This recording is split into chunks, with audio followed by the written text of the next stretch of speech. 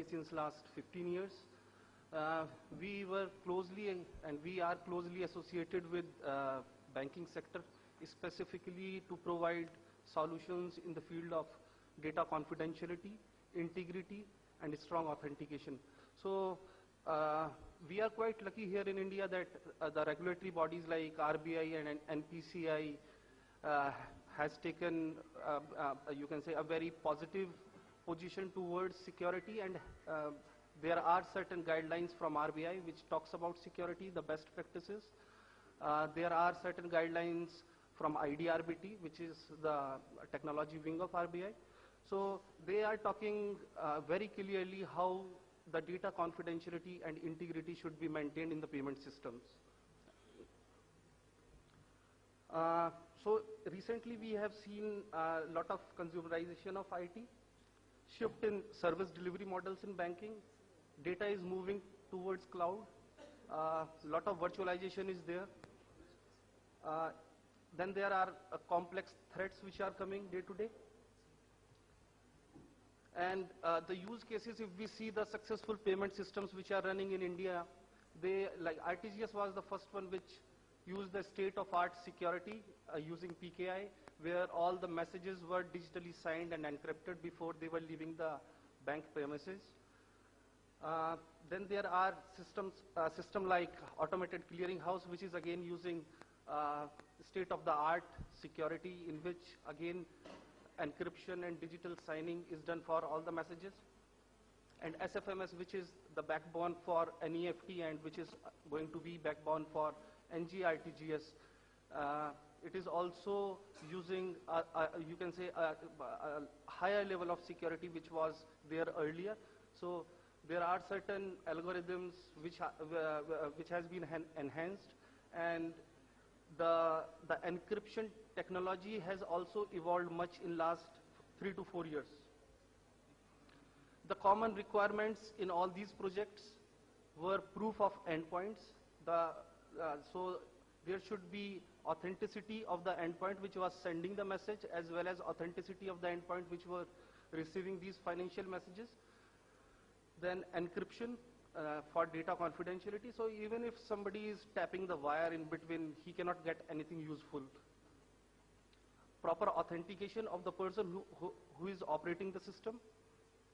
Data integrity. Even if I get hold of the financial information, I should not be able to modify it.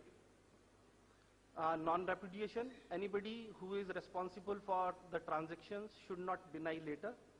And complete secure audit trail, so that I can do proper audits and reporting.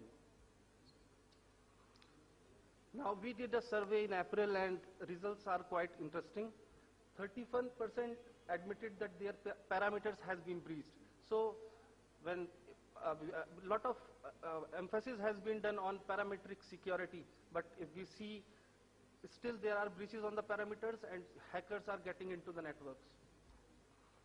20% were not sure if they had been breached. 38% believe unauthorized users currently have access to their networks. 65% think that they will suffer a data breach within 3 years. 59% believe if their parameter is breached, their data will not be safe. And 20% wouldn't trust their own company for their personal data.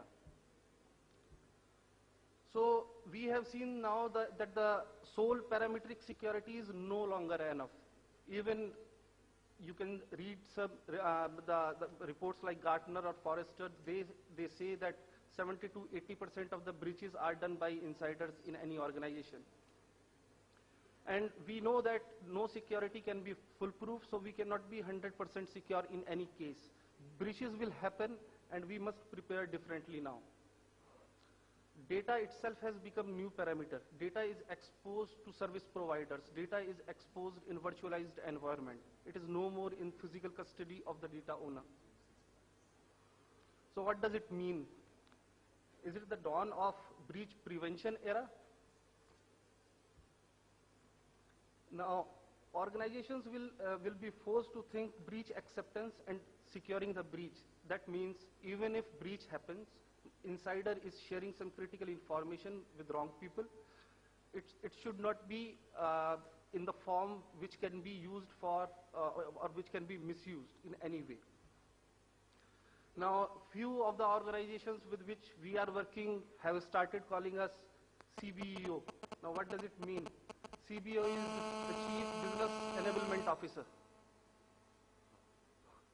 We are enabling them, and we are enabling them to say yes to newer technologies, to migrate their resources, to cut down the cost in IT.